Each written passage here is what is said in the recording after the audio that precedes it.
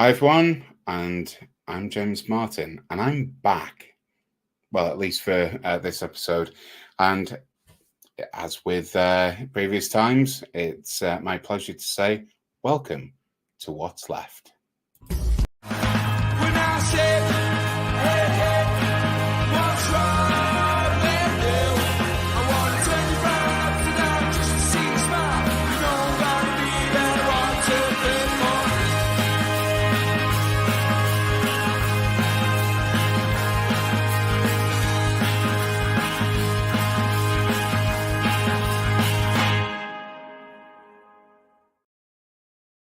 And we just started the show and the outro was playing. Not too sure what happened there, but welcome to What's Left. We have a brilliant show ahead of us with a really, well, personally, as well as professionally, a brilliant guest. But of course, we've got some brilliant hosts as well. So in no particular order, Sean Halsall, how's it going? I'm good, thank you. And just before we get going, Jay, thank you so much for your message last week.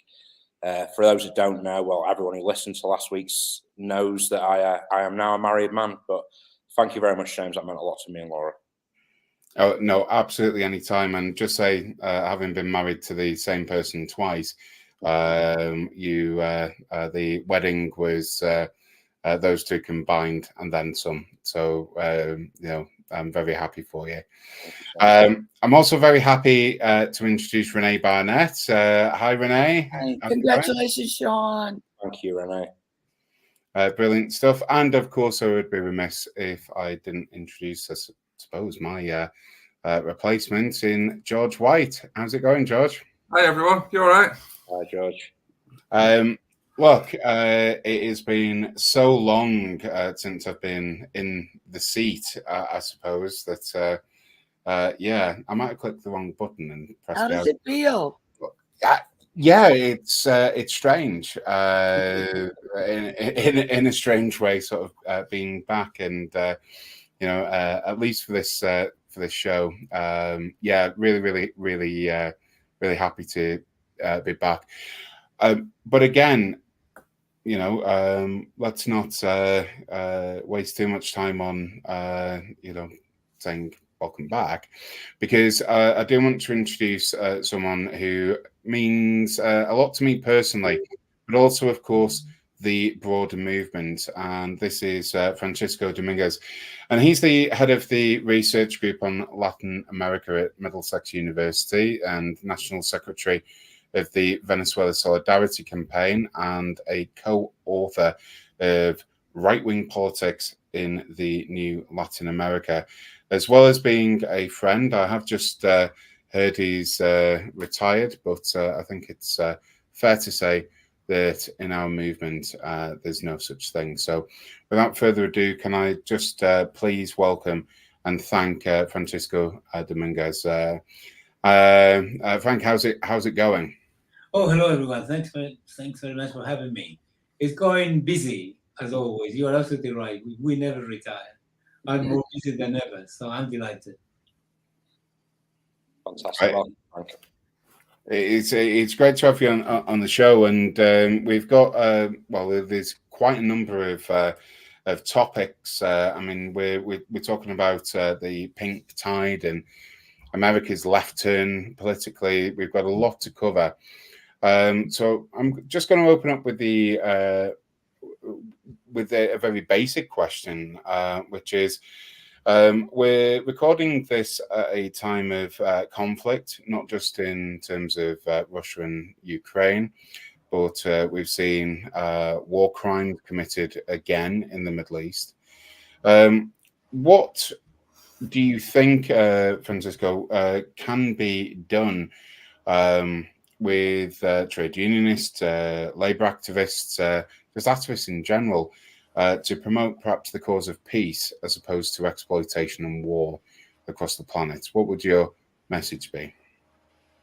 I think if you organize mass mobilization to put pressure on specific institutions and individuals, big figures of public influence, So you should maintain the mobilization and the pressure on these individuals. Some of them are amenable to be pressurized and help and contribute positively. And then there is a sort of center, to the center, to the right of them, that can be persuaded to do something about it. And the crucial question in terms of tactics, I don't want to get into any tactical details, but generally speaking, the more careful you formulate your proposal tactically, the broader the movement that you get. And sometimes people throw in just about everything into a proposal, which actually reduces the possibility of a broadest movement. So it seems to me that, for example, today the key demand is, ceasefire right away and allow humanitarian aid.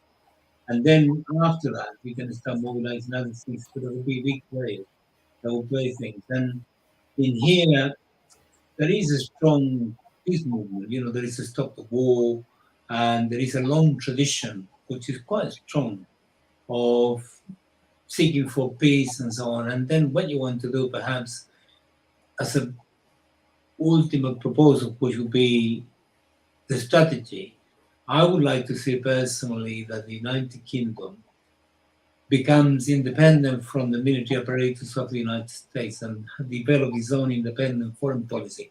Even if I don't agree with it, it should be independent rather than dependent on what the United States tells them on every aspect of it. They follow slavishly what they do, whether it is the Middle East, whether it is Africa, whether it is Latin America, whether it is Europe. And that's no good for the people of the UK, and certainly it's not good for any of these places that receive the consequences of this policy. Yeah, and I suppose we've seen that that reversal, I suppose, since the Second World War and the explosion of the military-industrial complex, I guess, where Britain used to lead others into war. Now the United States insist upon followers. Yeah, I think that's really important. Sean, you wanted to come in? Yeah, it follows on from that really. So I think it's really interesting what we've seen, and we've banged on about this time and time again on the show about what's going on in America at the moment. But it might be worthwhile just to set the stage with obviously the North American USA's decline as a global player, and they're sort of sinking back, albeit they don't seem to want to admit it quite yet. But I think it's clear to see that they're not the player they were 20 years ago. What are your thoughts on that, Frank? Yeah, I think from the point of view of Latin America, this is my perspective. From the point of view of the interests of Latin America, the United States is our problem. We happen to cohabit in the same continent. We are the backyard. And we have been suffering this situation as a backyard for easily more than 150 years since the declaration of the issuing of the Monroe Doctrine in 1823. And we know the consequences. We have seen it, we know it all, and so on. But the decline of the United States is quite a complex process, but I'll concentrate only on some aspects. And the reason why it's important for us is because as the US declines as a result of its own contradictions, then these give us a space in Latin America to actually follow our own path, which is what we've been doing first with the first bin wave, which began with Hugo Chavez in 1998, all the way to around 2014, 2016, when Dilma Rousseff was impeached in Brazil, and then the United States was able to score several victories against the left in Latin America. Then now we have recovered. Let me give you some figures in terms of the decline. I'm an economist, so I apologize in advance if I've given you too many percentages and figures, but the GDP of the United States is 27 trillion, which is a huge thing. I mean, it's a massive country in that sense. It's the first economy in the world in terms of size, in terms of, GDP. But the public debt of the United States is 33 trillion. That is to say, the difference between the GDP and the public debt is 6 trillion. Now, in order for our audience to understand this figure, the latter figure, 6 trillion is slightly greater than the combined GDP of all the Latin American countries together. So that gives you an idea of what the problem is. So let me put it differently. Were the United States to use everything it produces in 1 year, that is to say, were to use the 27 trillion that it produces, as an economy, to pay the debt, it will still owe 33 trillion. The reason why the United States is able to actually indebt itself so much is because it has the dollar. No other country has this privilege. It's extraordinary privilege. But more than that, the United States doesn't borrow money in the traditional way. When a country is in trouble, goes to the IMF, goes to a bank and borrows money, there is, a contract, and you end up paying, God knows, high interest and so on. And then you're mortgaged to whoever lends you the money, and they can impose conditions of every kind. Usually, this is done through the IMF. In the case of the United States, no, the IMF doesn't police the United States. The United States is a power on its own, onto itself, and nobody polices it in terms of its own economic activity. The United States issues treasury bonds, and as a consequence, borrows money from people. And the ceiling of the debt is what it is being discussed every time in Parliament, from few years, every 2 years, depending on the condition of the economy. The United States issues bonds and then gets the money.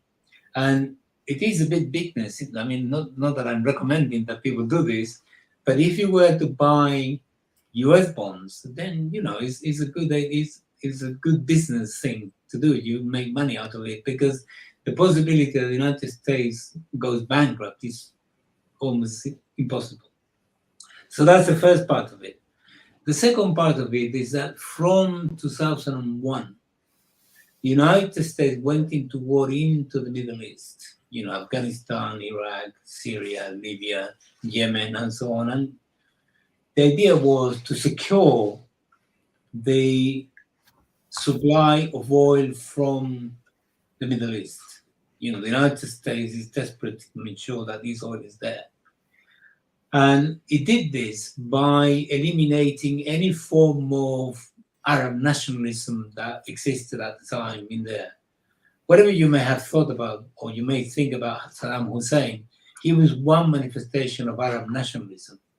And, Syrians is another manifestation as well. And the United States is not prepared to accept any form of autonomy or independence. So in all these wars, just to cut a long story short, the number of people that actually were killed directly as a result of the military intervention is in the region of 1,944,000. That's the official figure done by statistics collected by the Brown University in the United States. The total number of people who actually died indirectly as a consequence of the war, devastation, lack of water, disease, and so on, which is the direct cause of war, is in the region of 4 million. So if you put 944 plus 4 million, it's about 5 million. And the total number of people displaced as a consequence of it is 38 million. So that's the human cost of the United States imposing its will on the world. But in terms of the US economy itself, these costs, the treasury, that is to say the taxpayer in the United States, $8 trillion, which is, at the moment, if you were to take that figure at the moment, that will be something like 25-30% of the GDP of the country, which is, gigantic. And this is money that is actually wasted because it's destruction. And in the past, the United States, before 2001, 2002, 3, and so on, in the past, the United States was able to actually impose the cost of the war on its allies, such as Japan and the European Union, and the Europeans, rather than the European Union. They paid for the war the United States waged. The United States had the military muscle, they put the money, and that worked. From 2001, Europeans started to distance themselves, and they didn't go. So that's a very significant problem the United States faces in terms of its own economy. And then, as a consequence of heavy indebtedness, the United States has got to apply some austerities, some austerity practice. They pretend that they don't, but they do. So they cut. It's not really a welfare state in the United States, but they cut Medicare, they cut subsidies, they cut money for veterans, which is, we're talking about huge amounts. And as a consequence of this, there is less consumption in the country. And therefore, we put all of this combined, the economic performance of the country goes down. So if you take, say, from 1960 all the way to 2020, the average rate of growth of the United States is about 2%, which means the following. This is quite an important dimension, I think. If the average rate of growth of the United States is 2%, that means to say in the next 10 years, the United States is going to be 20% bigger. But China, that was growing at the rate of 10% per year, and is growing now at the rate of 7% per year, let's stay with the smaller figure. If this continues, then in the next 10 years, and there is no reason why it shouldn't, in the next 10 years, the Chinese economy is going to be 70% bigger than what it is today. So the United States is looking at this, like I'm looking at it as well, and realizing, where things are going. And then there is a further dimension, which is this. The United States multinational companies decided to take advantage of labor costs elsewhere. That is to say, they deindustrialized the country, took their companies away from where they had them, in Illinois, Chicago, Detroit, and many other places, and took them to Mexico, China, Vietnam, and so on. And as a consequence of that, then they created chronic unemployment in several areas, which I think partly the social base that Trump is benefiting from. So imagine this package, these cocktail that I'm describing to you, led the United States to begin to neglect this infrastructure. When you neglect your infrastructure, all the economic processes are slower, and therefore you become less competitive in every possible sense. So there is a report that I read every year, which is the report of the American Society of Civil Engineers, the kind of things that we read. And it is a report on the infrastructure of the country. In the last report that I read last year, they reckon that there are 65,000 bridges that need urgent repair. Not 65,000 bridges that need repair, 65,000 that need urgent repair.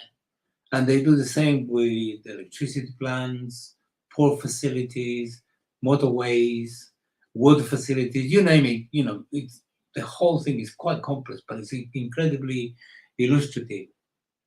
They reckon that in order for the United States to stay up to scratch and improve its infrastructure, it will need something in the region of between $3 to $5 trillion, which it does have. So all of this begins to actually conspire against the possibility of the United States growing. And all of this makes the United States much less effective to actually intervene, not only elsewhere, but certainly in Latin America. And the reason is this. It can only use brute force in order to impose its will, but it cannot offer anything in exchange for that brute force. So, for example, in the past, the United States was able to overthrow a government that it didn't like, but then, it came with investment in mining or in every other forms. And one of the problems that we had at the time, we wanted to say, Yankee, go home. Don't come us and take our things, which are our wealth. The problem from now on is the United States has very little to offer. The United States is only offering Latin America pillage, neoliberalism, violence, and military bases, which is not very attractive. So there is more, but these give you an idea of why the United States is unable to, just to indicate one contradiction, one problem that they face.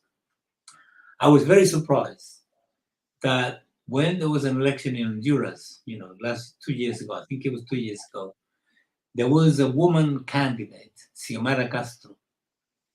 And the first, she's the win. And she won the election. And it's the first female president of Honduras, right? And I was wondering, why did the United States not intervene to stop that election? The United States controls Honduras in every possible sense, has military bases there, certainly 14. It controls the police, controls the army, it controls the narco traffickers, it controls the oligarchy, it controls everything. Nevertheless, they didn't do it. And the reason is this: the internal contradictions in the United States are such that Biden made the following calculation, Biden meaning the US government.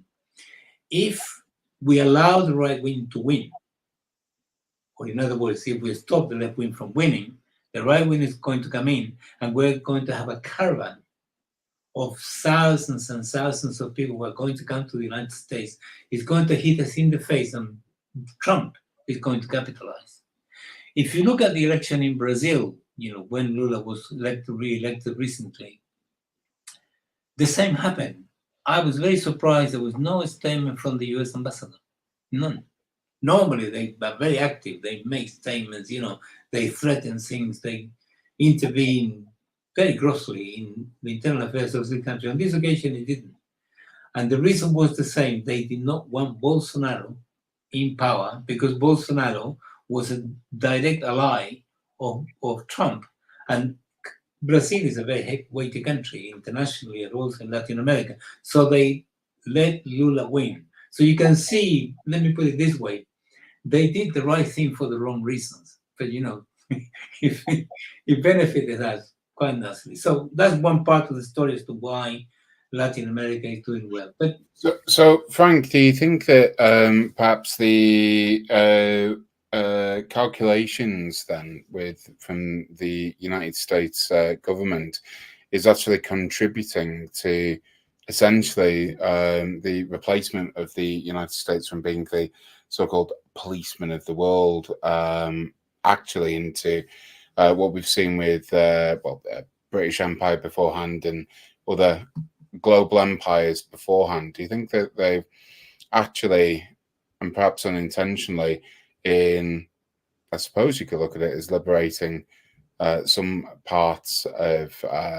South America, have in fact contributed to their decline and transference over perhaps of the global center of power and economic power further to China once more? I mean, I think that they're suffering from a split personality right now. Because on the one hand, they know they cannot intervene in some places because, it doesn't help them. But on the other hand, they keep intervening anyway. So they try to destroy the Venezuelan revolution. They continue to try to destroy the Cuban revolution. And they certainly have a go at the Nicaraguan revolution. They participated in the conspiracy to actually get Lula into prison and in the impeachment of Dilma Rousseff, the first female president of Brazil. They certainly were involved in that. And then they participated very actively as well in the overthrow, the coup d'etat against Evo Morales in Bolivia in 2019. So, and there is more, but I give you an idea of, they haven't stopped doing that. The problem they have was this. They scored substantial victories after 2008, 2012, 2013, 14, and so on, all the way to 16. But they were not able to consolidate these gains. Bolsonaro destroyed the Brazilian economy in 3 years, right? Lenin Moreno in Ecuador destroyed the Ecuadorian economy in 2 years. And then Janine Añez, who was the person who was put in place in the coup d'etat in Bolivia in 2019, destroyed the Bolivian economy in 1 year. Sorry, Frank, I've got to intervene here and just say, not that I believe in British exceptionalism, but Liz Truss managed to destroy the British economy within 43 days. Just as a comparison for everyone. Yeah. So what I'm saying is they want to intervene, but every time they do, it hits them in the face again. And if you were to compare, say, these victories that they scored in these countries that I mentioned, compared to the one in Chile in 1973 against Allende, in our case, our defeat was historic. They destroyed everything that we built over 50 years. Destroyed the political parties, trade union organizations, democracy we had, assassinate our president, kill many of our leaders, and so forth. And that was a structural transformation. The place not only changed from the economic point of view, they changed the people as well. It's not the same country as we had. Whereas in Brazil, in Bolivia, and in other places, the institutions of the working class were maintained, preserved, and they were used in order to recover things. And because the United States didn't have anything to offer except austerity and poverty, then the consequence was that we came back. And now we are back. But what is also facilitating the coming back of the pink wave again, the pink tide, is the fact that there is the rise of China. China is an extraordinary country in terms of economic development. I don't think the left in Europe understands China that well. It's a difficult animal to sort of grasp. So let me try to summarize their success. In 1949, the life expectancy, in 1949 when the Chinese Revolution took place, life expectancy was 37 years old. That we were, in other words, one of the poorest countries on earth. I think in 1949 there were only 10 countries that had, were poorer than China at the time. By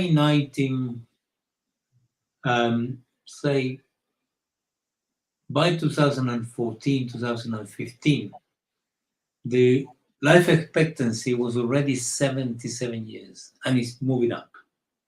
So you can see that in a very short period of time, that is to say, one generation roughly, the population have increased their standard of living, their life expectancy rather, so massively, which is unbelievable. That's number one. Number two, between 1978 and 2016, 2018, China's taken 853 million people out of poverty.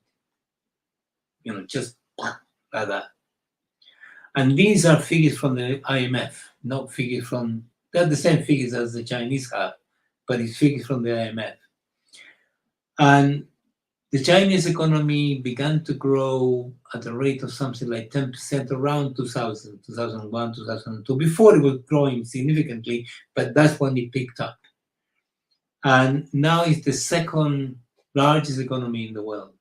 If you were to measure the power purchasing parity, that is to say the capacity of the Chinese to purchase things with what they get compared to the capacity that they have the United States to purchase things. Let me put it this way. With $1 in the United States, you may be able to buy a kilogram of rice. With $1 in China, you may be able to buy 3, 4, 3 kilograms of rice. So that's how to measure it. So when you measure it that way, China surpasses the United States well beyond, is number one in that sense. So when it comes to the question of the population, it's extraordinary. China has advanced so much, is so modern, is so advanced, so developed. China, of the 44 high technologies that exist in the world, that dominate the world, we're talking about computing, artificial intelligence, high-speed trains, and so on, solar panels, etc., the most advanced technology. Of the 44 high technologies that exist in the world, China is leading the world in 37 of them.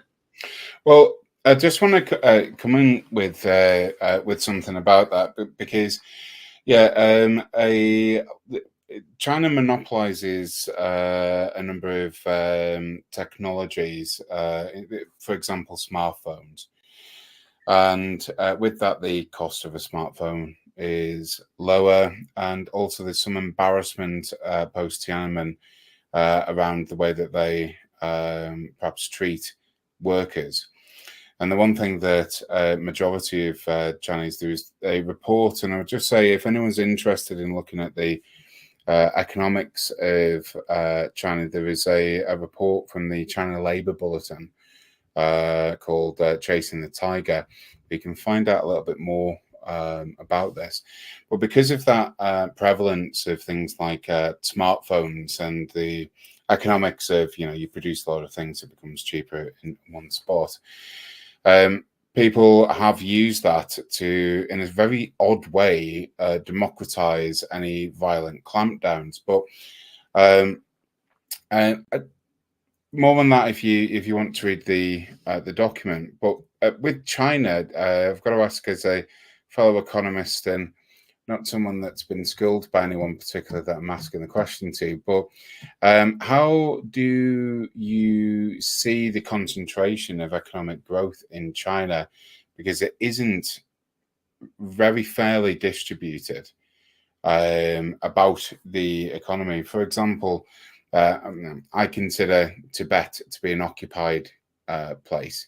I consider quite a few places in China to be occupied. I'm no fan, really, of the Chinese government any more than I am the British government. But in terms of economic distribution, do you think, a problem structurally with China? It's certainly the case in the United States that the United States isn't a rich country, neither is Britain. It just has a lot of wealthy people in it. I suppose, how do we address the more egalitarian? How do we address the wealth distribution around economies generally? Well, if you take China 1949 with 37 years life expectancy, and they've been able to get 153 million people out of poverty, the amount of extreme poverty in China is zero now. Right? That has been eradicated completely. And when you go there, I just visited last month. I just come from there. The level of prosperity is extraordinary. You take a train, which is high-speed train. China has a world leadership on high-speed trains. It's got more high-speed trains than anybody else in the world. The United States doesn't have high-speed trains, none, not at all. Not even plans for it.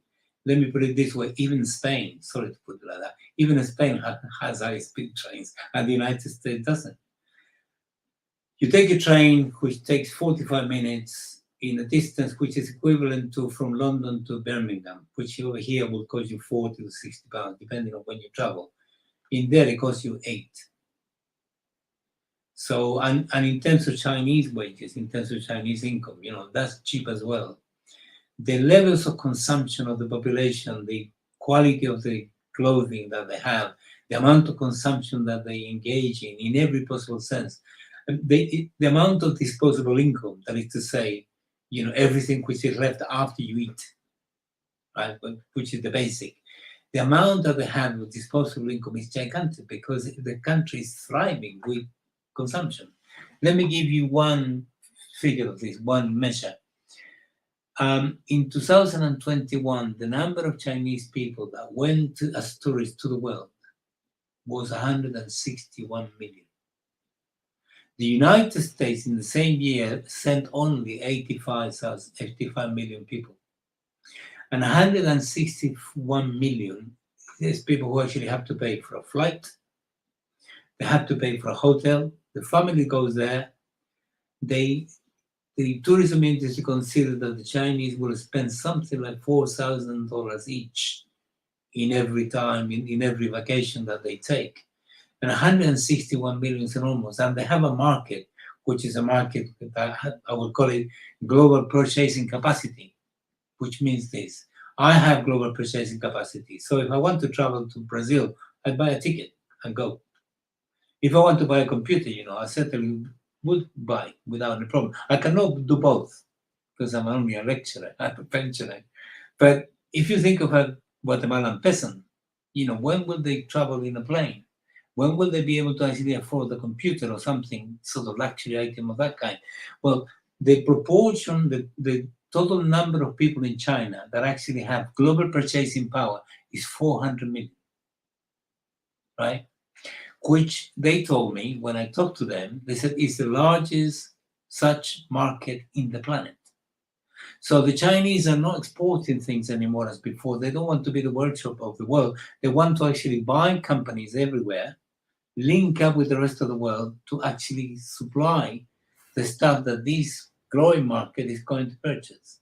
So just to answer your point, so there is a constant redistribution of income, which is benefiting a large proportion of the population. Just to finish the point I was making, there is 1 billion, they say, that doesn't have this global purchasing power. Their determination with their policies to ensure that they include that 1 billion that still is not part of it.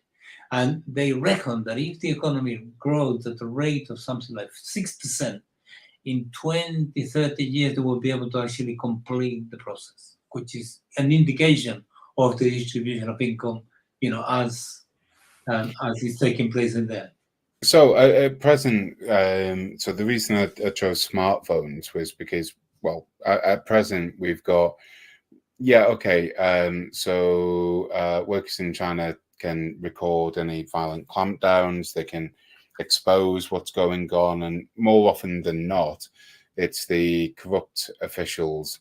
And look, I'm saying this as someone who's part French and British, we know all about them.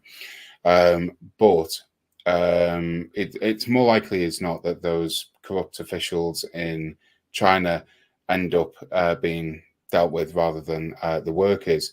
What we've got though is, we're just tying in with this, we've got this concentration of smartphones. Your Apple products might be designed in California, but the reality is it's built on exceptionally cheap labor in China and then sold at an exploitative value in, the Americas and what have you.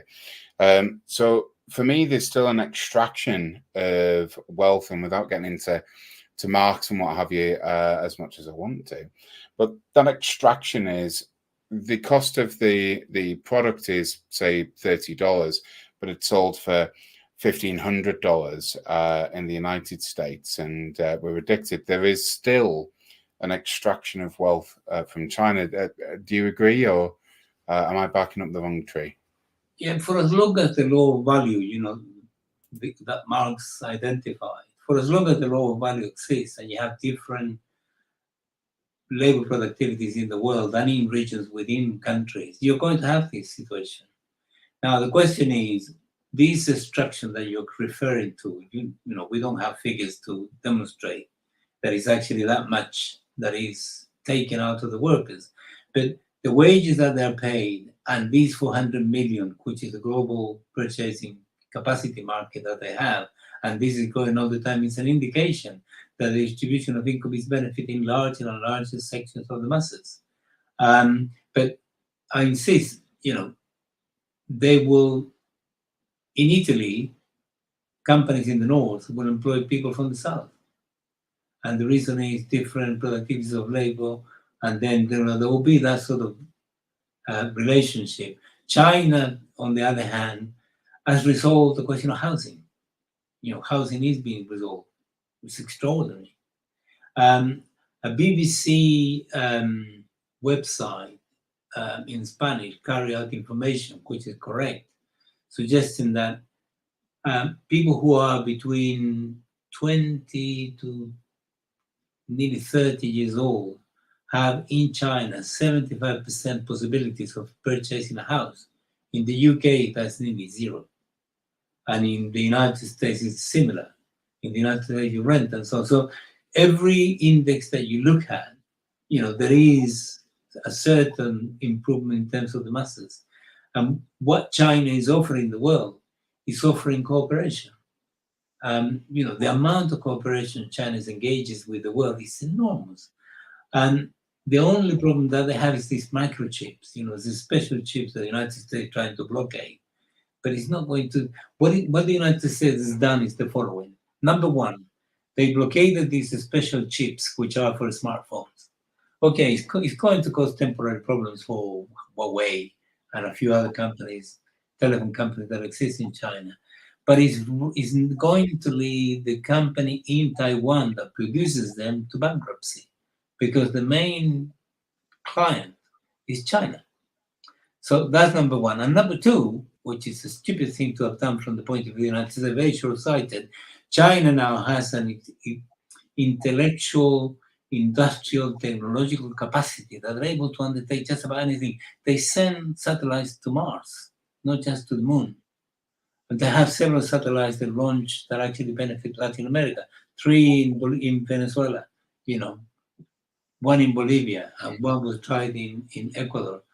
So what China is really doing with this, what the United States is doing with this blockade, is actually pushing China to develop its own microchip industry, which is going to take maybe 2-3 years, and it will be done in no time at all. So China is going to reach, even autonomy at that level. But I would say the level of cooperation that China engages in the world is enormous. The BRICS is one of them. The Belt and Road Initiative is another one. But when it comes to Latin America, China offers them investment in infrastructure, markets, both ways. It offers them technology, and it offers them credit. And the quality of all those things are such that the Chinese and these, I talk to officials in many Latin American countries asking them, do they impose any condition? The United States, when it invests, it tells you to do X, Y, and Z, or else you're going to be in trouble. The Chinese impose no condition. The only thing they want is that the business that they engage in, whatever undertaking it is, whether it is investment or whether it's credit, it's got to be financially sound. Once they agree, they're happy that it's financially sound, they get into it. And the level of activity that Chinese have undertaken in Latin America is gigantic, it's enormous. And today, China is the main trading partner of all the Latin American countries except Mexico. That gives you an idea. And this began in 2000. So just on that, Francisco, as well, where do you see the future of Latin America? Maybe Venezuela, because I know Venezuela, we've had long conversations about that in the past. And it's an extremely resource-rich country, one of the most resource-rich countries in the globe. Where do you see the sort of future of Latin America and how the economy will emerge more there to compete on the global stage? Yeah, I think everything is going to hinge. The level of success of Venezuela and other economies in Latin America is going to depend very heavily on the capacity to engage in regional integration. They know that unless they engage in regional integration as they tried before, then they're going to pick up one by one by the United States and destroy it as they did. And one of the key components of this regional integration, which is going to be done with the contribution and participation of China because of the resources, is going to create a single currency, which is going to be a cryptocurrency. It's not going to be a cryptocurrency like Bitcoin. This is not the concept. But the idea is to have a cryptocurrency which all countries use, but when you have a single currency, the problem is you have different economies that when they exchange using that currency, they lose. The European Union knows this very well. The strongest economy gets better off and the weaker economy loses out massively. So the idea is that once it's established, it's going to establish through a bank. And the proposal that Chavez made in the first pink tie to Lula, because Brazil is the country that is key to this, was to set up such a single currency and to set up it through establishing the Bank of the South. And Lula did not take it seriously. When he began to campaign this year, now that Lula has been elected, he said, I made a very big mistake by not taking that proposal seriously. Now he is proposing it. Lula is proposing to actually set up this single currency and then establish the Bank of the South. And the idea is to have the bank as a sort of hub of resources that is going to compensate countries when they engage in this trade through this single currency. Those who lose out will be compensated, and those who win, will have to actually cough up some of the resources, so there is some balance. And then everything is going to be organized around that. And Latin America is rich in energy. So the oil industry is going to be hopefully amalgamated in some fashion, throughout the region. If you have 2 or 3 oil-producing countries in Latin America that get their act together, they can be a world power without any problem, especially led by Venezuela. If you have an amalgamation or similar collaboration, cartels, say, of gas-producing countries, Bolivia is one of them, Venezuela is another one, and there are a few others. Then you have another conglomerate which will be very, very powerful in the world. And then you have lithium, which is the, metal of the future. If you take Mexico, Chile, Bolivia, Peru, and Argentina, in terms of their lithium deposits, they control 67% of the deposits of lithium in the world. 32% are in China. So if they put together a cartel and they link up with China in a partnership, you can imagine what that's going to mean in terms of the world in the future. It would be computers, electric cars, solar panels, you name it. It's really impressive. So I'll give you an example of only 3 or 4, but there is hundreds of them that can be done. So the chances are enormous, and it depends very heavily on this. And the crucial thing, just to answer your question in a more precise manner, the crucial question is that Brazil is on the right side of the politics of it. If Brazil is on the wrong side, it would be very difficult to do it. If Brazil is on the right side, and Brazil is on the right side, then it can be done. And, or left side. Right? Or the left side. And the advantage we have is that, there is an emerging geopolitics in the world, which it is an alternative to whatever the United States want to blockade it with. So Cuba, which is going through tremendous troubles, it's gone to China. Diaz-Canel has gone to China, and the Chinese gave them 100 million to help out, and then they're coming in with all their capacities, which is enormous, to actually develop things quite enormously. And this collaboration needs to be intensified. The only thing is, I don't think it's a problem, is whether the Chinese have bad intentions with, having this position. But so far, they haven't done it. And if China say where to invade Nicaragua militarily, there is, number one, the logistics of it will be very difficult. And number two, the United States still there with all this military power, which is not going to accept it. So Latin America is looking east. Africa is looking east. And Asia is not looking east because it's there.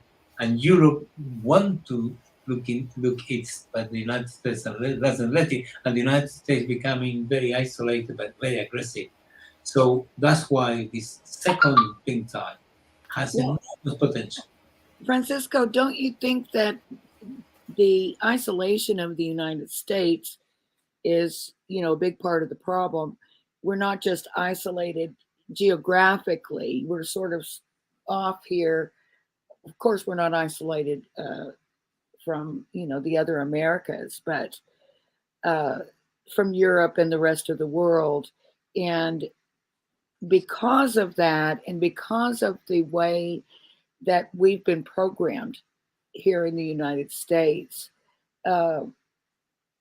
about how, America's number one, anywhere you go in the world, you're going to be respected just because you're from the United States, you're an American.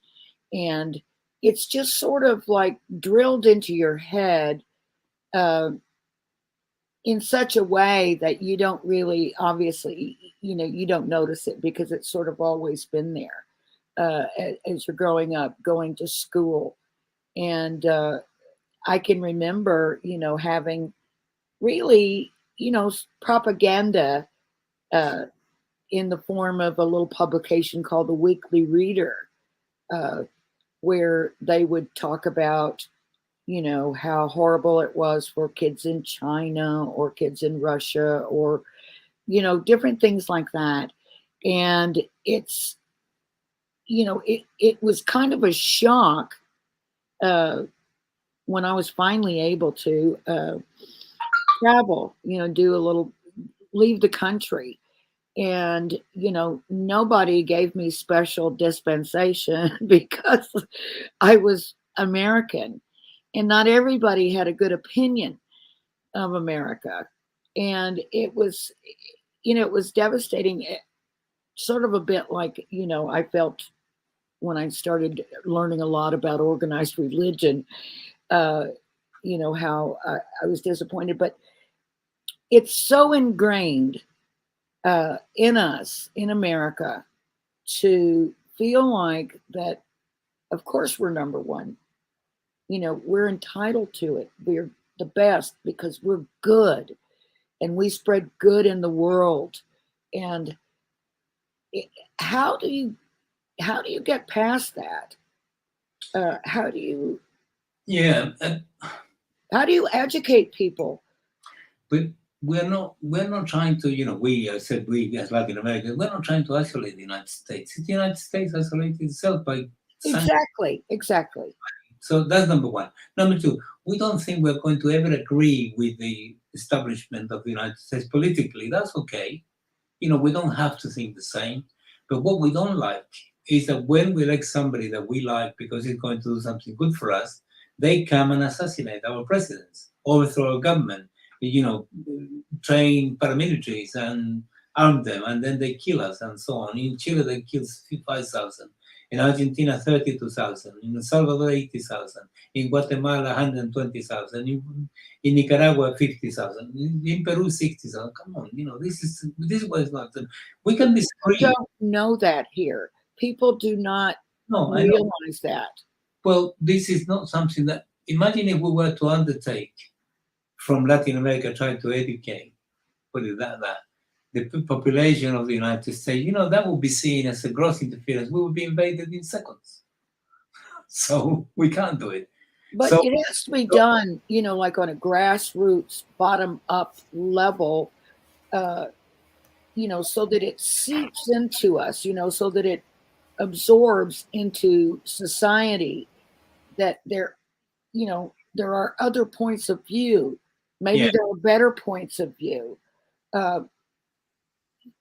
But still, regardless, we are a part of the world, and we have to have some level of cooperation.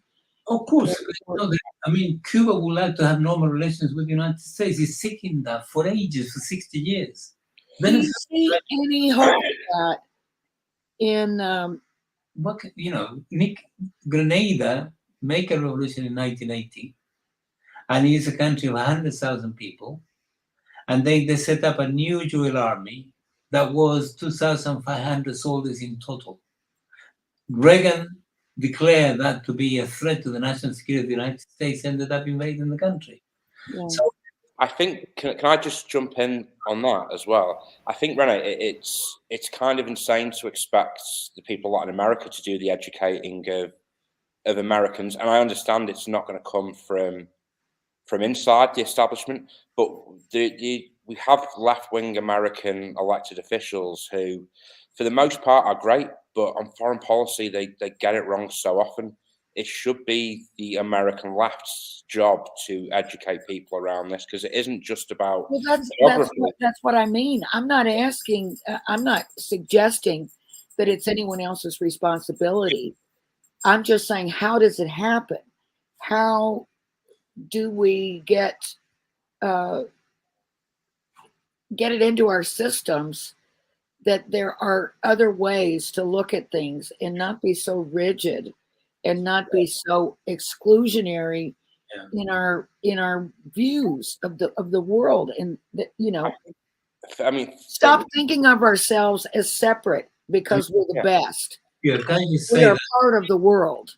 No, I know that, but can you say that in terms of US politics, the one thing that you don't have compared to, say Europe and the rest of the world, is that you don't have political parties that reflect class independence in whichever way they does. The Labour Party is a working class party with a lot of problems, but it is a working class party. Well, we know. Sort of. We know. We know all the complications. Nevertheless, it is a party of the working class and is based on the trade unions with a lot of complexities. You have the same in the rest of Europe, although this is fragmenting and it's complicated as well. In the United States, you do not have that. You have the Democratic Party, which is the party of the bourgeoisie, and you have the Republican Party, which is the party of the bourgeoisie. And Carlos Fuentes, a Mexican writer, said this. He said, from Mexico, when you look at the United States, there is, a rule by one party that looks like two. So the first task in terms of making a massive advance in politics is to actually set up something which is independent from the working class point of view, and then organize around that. This is difficult because in other places it's difficult. In the United States, they assassinate you when you sort of challenge the thing. But what I've seen now is that you have this black leadership If I were in the United States, I would certainly organize anything I could around their demands, around their show, around, their saying their defense of democracy, around their defense of, the struggle against discrimination, their struggle against, police brutality and so on. This is fantastic. I mean, Stacey Abrams, for example, from Georgia, Fannie Willis, the two Jones, the two young men that in Tennessee were actually expelled. Yeah. Well, these people are fantastic, and there's so many of them. And then when you look at those pundits, some of them quite good, who are black, who actually come on national television to actually give their take, these are great. So you have a critical mass already. The question is, it's got to be organized differently, either within the Democratic Party to sort of go for it or not. And just to give you one example of what is possible, I remember one documentary that was done by Michael Moore on the Cuban health system. And he took a bunch of, people suffering cancer in the United States to Cuba. And he showed them that cancer treatment, including the drugs in Cuba, was free. These people were devastated. They couldn't believe how much they have to pay in the United States. And these documentaries, the kind of things that, people need to know. In other words, we mean no harm in Latin America to the US people. It's the United States establishment that means every harm to anything we're trying to do. Sometimes even when it's very moderate, which is nothing more than, can we have a little bit of breathing space, please? Not good enough. So we have to work on that. And there are 60 million Latin Americans living inside the United States. So we have there another critical mass. Not all of them are left-wing, as we know, the Cubans in Miami and New Jersey. But nevertheless, it's quite an interesting mass. And in terms of voting, sorry, I know I'm getting on, but just to finish this point, the proportion of Latinos that vote for Democrats because they vote against Republicans rather than they vote for Democrats, if you see what I mean, is 67%. The proportion of women that vote against the Republicans because they're always trying to mess with their bodies, all sort of stupid things such as abortion, etc., is 69%. And the proportion of Black people, Afro-Americans, in the United States vote for the Democratic Party is 89%. So if you have these three constituencies and you add the working class to it, you have a massive, gigantic thing. It's a sleeping giant. One day they will wake up. George, have you got a question? Francisco, I know you talked earlier, you said about the IMF, and then obviously with the BRICS, that they've developed the BRICS Bank. But when, not just the IMF and the World Bank, but where up until that point, if a country had a need to borrow the money, it would go, if it was in the developed world, it would go to the IMF, in the developing world to the World Bank. Yeah. And that loan came with a rake of strings. You had to liberalize your economy, you had to sell off some of your state-owned businesses or whatever, and you had to allow foreign investment.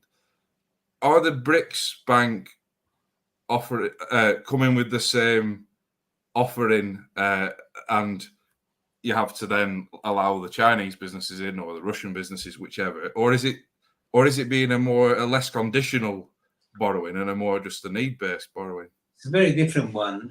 The working capital of the New Development Bank, which is the Bank of the BRICS, is $200 billion. It's designed specifically for infrastructure projects that are going to benefit the country, development, and the population. And unless you satisfy those criteria, you're not going to get the money, number one. Number two, the president of the New Development Bank right now, you know who it is? Dilma Rousseff. She was proposed by Lula to the BRICS people, including China, Russia, India, and so on, and they agreed. And the result was that, she was appointed, and I don't think Brazil is going to actually accept any IMF type of imposition from the new development bank. And this is the working capital in terms of these BRICS countries, that when they come together, they can pull together their resources and, engage in all sorts of agreements. The Chinese apply what they call, because it's dominated by the Chinese philosophy in terms of foreign policy and economics, which is the win-win approach. I thought it was Chinese, actually. When I heard that for the first time, I said it was a Chinese word. It's not, it's English. It's to win and win. So both parties that participate win. And the proposal of the Chinese is that every time they engage in business, investment, partnership, and so on, everybody wins. Certainly they do as well, but the country that is the recipient benefits massively. Very different from what the United States, the Europeans, and so on have done historically. So there is a new form of doing it, and the Chinese are determined to actually ensure that the dollar loses its supremacy.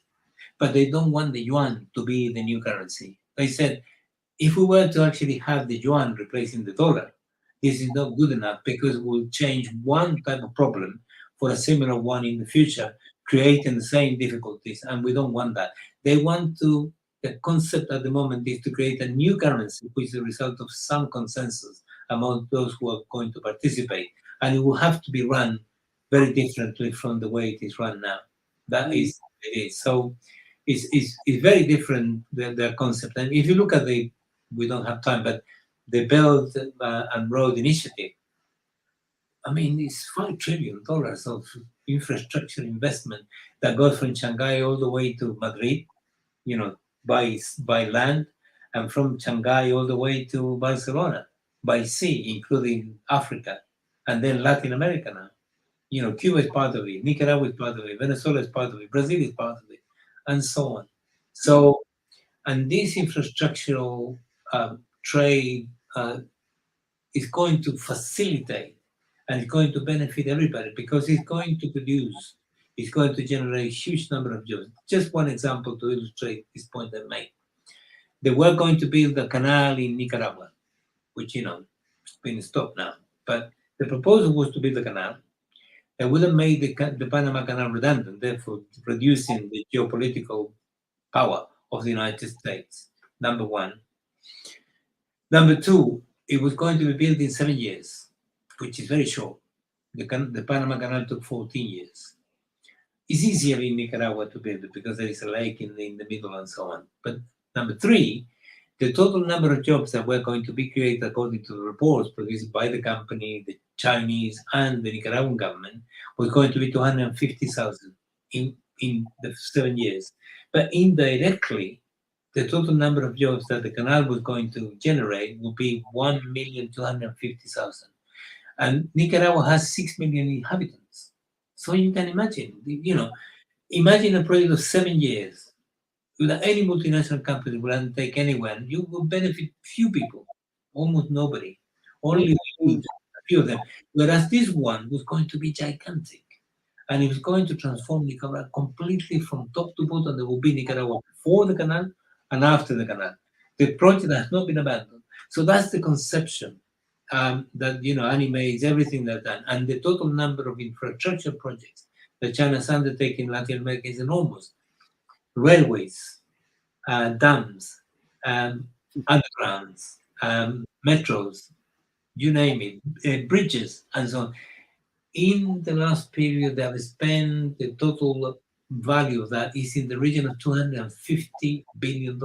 I haven't seen the Latin Americans complaining about the Chinese imposing anything on them, except they're delighted with their bridges, with their trains, and with everything. So it's very different.